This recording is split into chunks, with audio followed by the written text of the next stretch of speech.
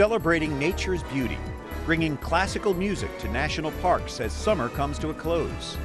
Squeaky clean. Janitors at the Basilica of the Immaculate Conception talk about the mission behind their mops. Labor Day origins. Strikes and controversy in the 1870s surround the founding of Labor Day. And history brought to you. We look at thousands of markers commemorating the labor movement. Those stories and more on this special Labor Day edition of EWTN News Nightly for Monday, September 1st, 2014.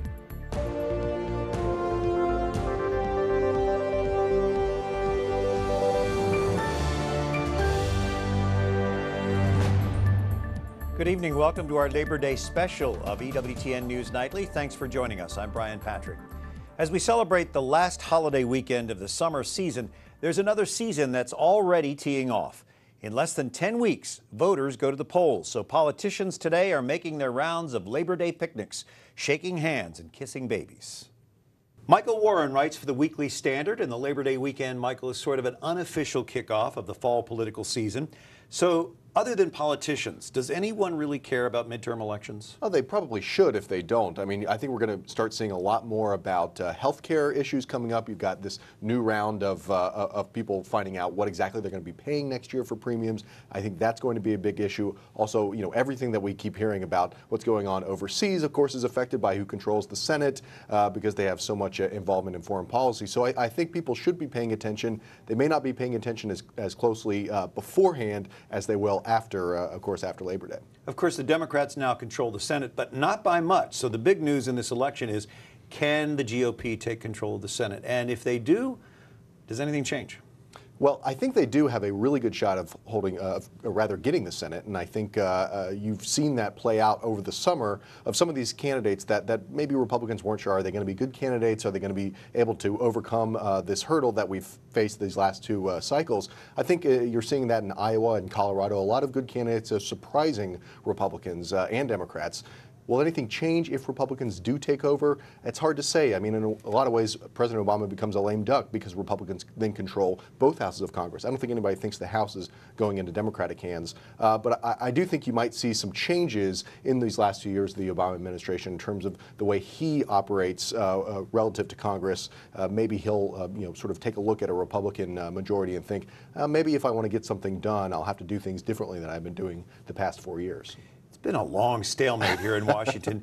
What will it take to get the government moving again, those wheels turning? Well, I think you mentioned this at the beginning when we were just talking about how close the Senate is right now to being out of Democratic hands. These margins have been so small in Congress, and I don't think there's been an election that's really been definitive at saying this is what the electorate wants. I think the electorate is sort of pulled in all kinds of different directions. In 2008 and 2012, they elect President Obama and re-elect him and give Democrats a pretty good showing in Congress.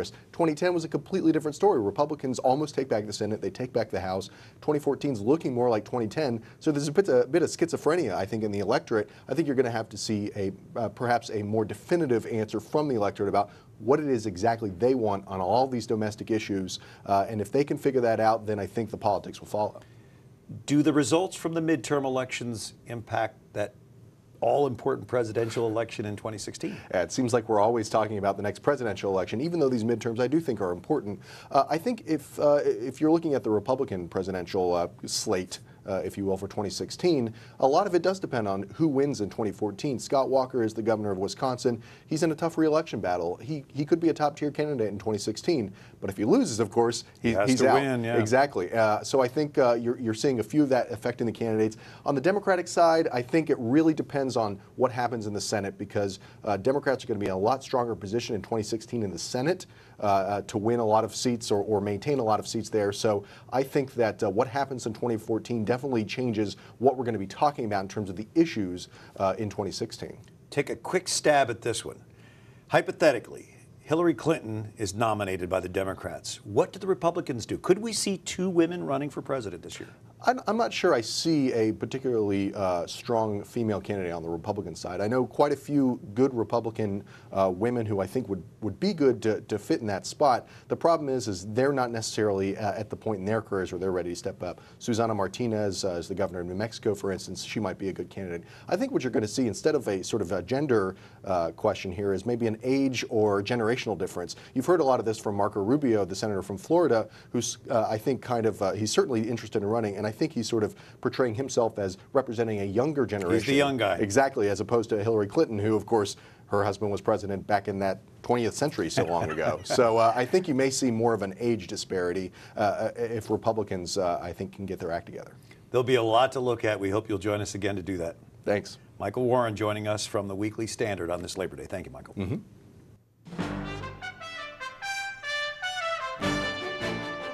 And now some of the other stories our EWTN News Nightly team has been covering in today's world. The highest number of Americans since 2008 are traveling this Labor Day weekend.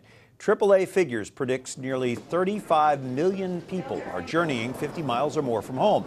Of that number, 86% are traveling by car. Nearly 8% of travelers are flying. Well, if you did book a trip for Labor Day, how much time did you spend researching your destination? A new survey shows people spend more time deciding where to vacation than they do looking into their 401k program. The survey done for Charles Schwab shows that of 1,000 people saving for retirement, 39% say they spent more than 5 years looking into vacation destinations, while only 11% say they spent that same amount of time checking out investment ideas for their 401k. About a third said they actually spent less than an hour total. Well, when going on vacation, there are some places you can go without breaking the bank. Travel website Kayak came up with a list of what it says were the 10 least expensive destinations this Labor Day based on average hotel rates. The cheapest is Orlando, followed by the nation's capital, Washington, D.C. This year's NFL season, the 95th season for the National Football League, is set to begin on Thursday. The annual kickoff game features the defending Super Bowl champion Seattle Seahawks. They'll host the Green Bay Packers. The fun runs for about 5 months through the next Super Bowl, February 1st, 2015. Well, the NCAA has already kicked off its season. Defending national champion Florida State is #1 in the AP preseason college football poll. This season, the Bowl Championship Series is being replaced by a college football playoff. A selection committee picks the top 4 teams in the country for 2 national semifinal games. We recently celebrated the 98th anniversary of the National Park Service. For the occasion, there were many special events, including this scenic celebration of music in Utah. The Utah Symphony complements the beauty of Utah's soaring red rocks and canyons with free desert performances. The 75-piece orchestra performs in beautiful natural settings near Zion National Park. Can you tell me any other symphony orchestra in the world that could play in natural areas like this? It's just a wonderful opportunity for our orchestra to bring music out into nature. Music includes movements from Dvorak's New World Symphony, Bizet's Orchestral Suite from Carmen, and Gershwin's An American in Paris. It's a dream coming true. Look at this scenery here, the stage, the feeling to be in the middle of nowhere, but actually being close to the elements. The audience brings chairs or blankets, getting close to nature as they take in beautiful symphony music. Oh, what a great way to end the summer. Well, the fall harvest is just around the corner, and Jason Calvi tonight introduces us to one Catholic family that's slowing down, savoring these simple things in life. Tucked in Virginia's Shenandoah Valley, the homestead of Christendom College professor John Cuddeback and family. The natural, made-from-scratch meals. In 20 minutes, that should be done. With local, organically grown produce. Usually get like 10 or 12. Okay. Give us a taste not of fast food, but slow food.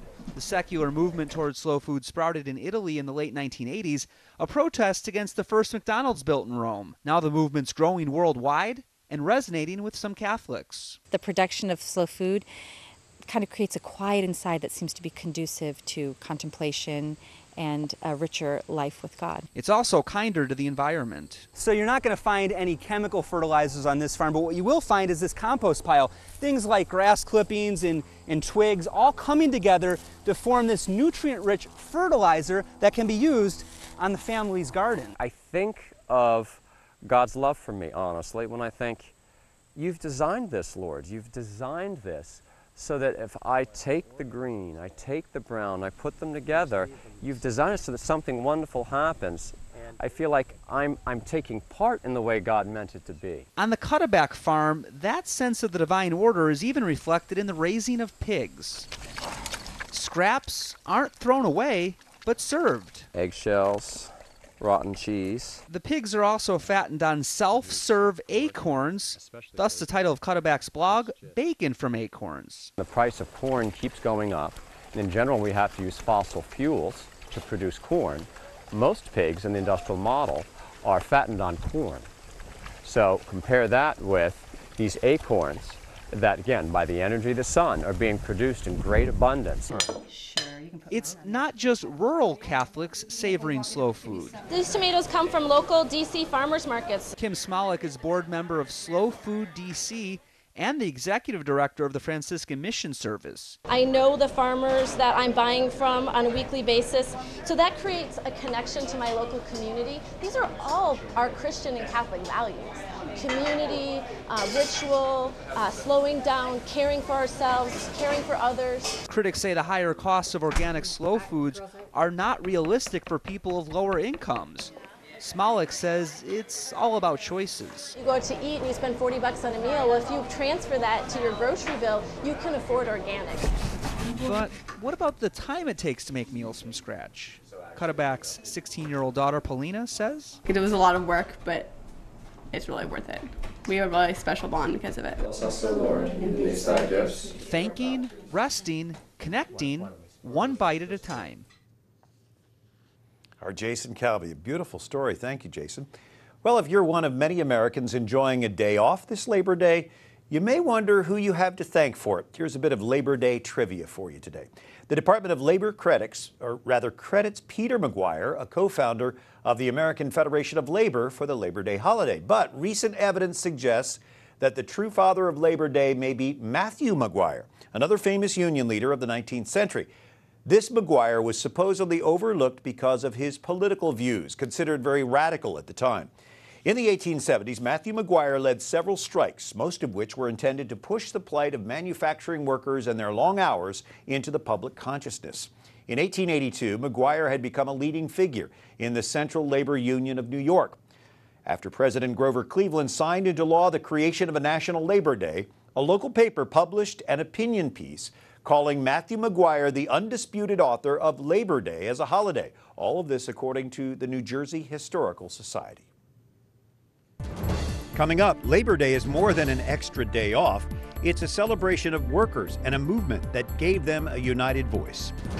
Catching waves, surfing therapy is a breath of fresh air for siblings who struggle with cystic fibrosis.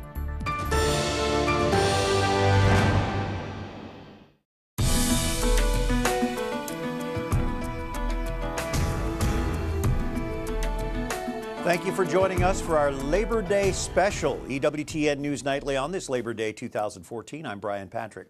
Well, it's been more than a century since Americans first started celebrating Labor Day, but the labor movement itself stretches all the way back to the founding of the United States. As Wyatt Goolsby reports, you don't have to go very far to find a bit of that history near you. From statues to murals to stained glass windows, across America you'll find thousands of landmarks recognizing the history of labor.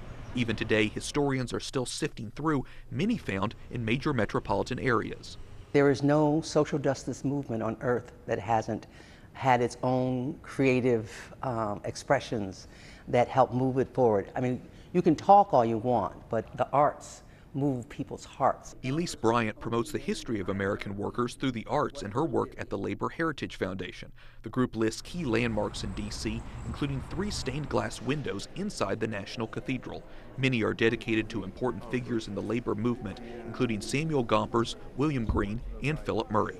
One of the landmarks with the most visual impact is located here inside the Department of Labor in Washington. I'm standing next to several murals that represent different centuries in American labor history. They were first created in 1977, but they were recently restored. And the closer you take a look at some of these, the more detail you'll find. They don't represent, labor leaders or business leaders, and they glorify work in a really unique way. They take a moment of time, just a moment of people at work, and you're brought into that in a really extraordinary way. For Catholics, cultural landmarks like these represent more than just history. Connie Cordovilla with the American Federation of Teachers says landmarks like the murals remind her of the Church's teaching on the dignity of the worker. She cites Pope Leo XIII, who challenged Catholics to stand up for the respect of the person, no matter what their job might be. And again, reinforce the fact that social justice is the point of work and labor, and people need to have the right to own property. They need to have the right to be able to work in a place where they can exercise their voice. A voice heard from the 17th to the 21st century. In Washington, Wyatt Goolsby, EWTN News Nightly. Thank you, Wyatt. The U.S. Catholic bishops have released a Labor Day statement focusing on the problems of young adult unemployment, debt, and what Pope Francis calls an economy of exclusion. The bishops call for greater solidarity and respect for one another's work. They add, quote, meaningful and decent work is vital if young adults hope to form healthy and stable families, end quote. They point out that in other countries, unemployment among young adults reaches as high as 3 to 4 times the U.S. national average. On this Labor Day, Tom Mulloy joining us from the USCCB. The chair of the Committee on Domestic Justice and Human Development, Tom, is Archbishop Wensky of Miami. He issued a Labor Day statement that focuses on unemployment among young people. Why does he choose this topic? Archbishop Wensky chose young adult unemployment primarily because Pope Francis has spoken so strongly about young adult unemployment, but also because he sees that when young adults cannot work in this country, the young adult unemployment rate is so high that it wounds their dignity and it impedes their capacity to form and sustain families. So Pope Francis has made this really a theme of his papacy in many ways, using very strong language, using words like evil and atrocity in referring to unemployment among young people around the world. Why do you think the Holy Father is so passionate on this topic? Pope Francis has used some of his strongest language on unemployment, and I think he has focused on it because when young adults cannot take their skills and experience and expertise and work to flourish, then they have to turn sometimes to demeaning, dangerous, and unstable work to survive. Also, it prohibits them from forming families, from having children, and from providing for the common good, providing for their communities. So much of who we are as human beings goes back to our ability to work and make a living. What is Catholic teaching about the right of humans to earn a decent living? Catholic social teaching on labor is very beautiful and very compelling because it goes back to that core belief that we're made in the image and likeness of God. And we're called to be co-creators of a sense, to contribute to the ongoing work of creation. And as a result of that, we take the resources gained from that work to form families, to have children, to provide for our needs and the needs of those around us, and contribute to the common good. And certainly good work is necessary. I'm sure a lot of college grads could take much lower paying jobs that they're not really trained for. This gets into the area of the minimum wage. I know the bishops are in support of raising the minimum wage. Why? Mm-hmm. Archbishop Wensky, in the beginning of the year, along with Father Larry Snyder at Catholic Charities USA, wrote a letter to the United States Senate saying that the current federal minimum wage does not meet a minimum standard of being able to form a family. Now, they haven't endorsed any specific legislation, but they rely on that Catholic teaching that a basic level of subsistence is necessary for people to be able to support themselves and to form a family. And currently, the federal minimum wage does not meet that basic standard. Well, certainly a timely topic on this Labor Day. Tom Mulloy with the USCCB. Thank you for being with us. Thank you very much for having me, Brian. I appreciated it. Surfing, tubing, water skiing, all forms of exercise many of us enjoy during the summer months. But for 3 siblings in California, surfing is more than just fun. They're riding the waves to help with their cystic fibrosis, as Catherine Zeltner reports. 12-year-old Michael Montilon loves surfing, a thrill he can enjoy despite living with a fatal disease. I still fear that like either I'm gonna die or my brothers and sisters might. Michael is one of Rob and Paulette Montilon's 5 children. In 2008, 3 of the kids were diagnosed with cystic fibrosis, a genetic disease that primarily affects the lungs. Our greatest fear is losing a child, and that is, I think, any parent's greatest fear is to lose a child. Children are not supposed to die before their parents. In addition to their monthly doctor appointments, Michael, Brooke, and Gavin spend hours every day doing treatments for their lungs. But they still make time to surf every chance they get, something Dr. Bruce Nickerson, who treated the kids, supports. Cystic fibrosis physicians in Australia noted that they had patients who liked to surf and that those patients seemed to be doing very well. And they saw a big difference in a lot of things, in pulmonary function, in need for hospitalization, in how well they felt. They noticed the salt water in the ocean helped break up their thick mucus, something that led to the development of organizations throughout the country who have made it their goal to get patients out in the water. One of them is the Maui Lola Foundation, which means breath of life in Hawaiian. They're coughing, they're spitting up their mucus. I mean, I'm out there going, hey, cough it up, man, come on, no shame. That's what it's about. Like, that's what those kids need. Supporters of surf therapy say it helps patients physically and emotionally through the exhausting battle they have to fight. As much as this is helpful for them and the ocean is great for them, it's a pause from the realities of CF. While researchers work toward a cure, the Montilon family tries to make the most of each day. Catherine Zeltner, EWTN News Nightly. Up next, it may seem ordinary, but keeping the National Shrine clean is a labor of love for these faith-filled workers. And backpacks and buses. The kids are back to school. Stay tuned for viewer photos of the big day. You might see some familiar faces.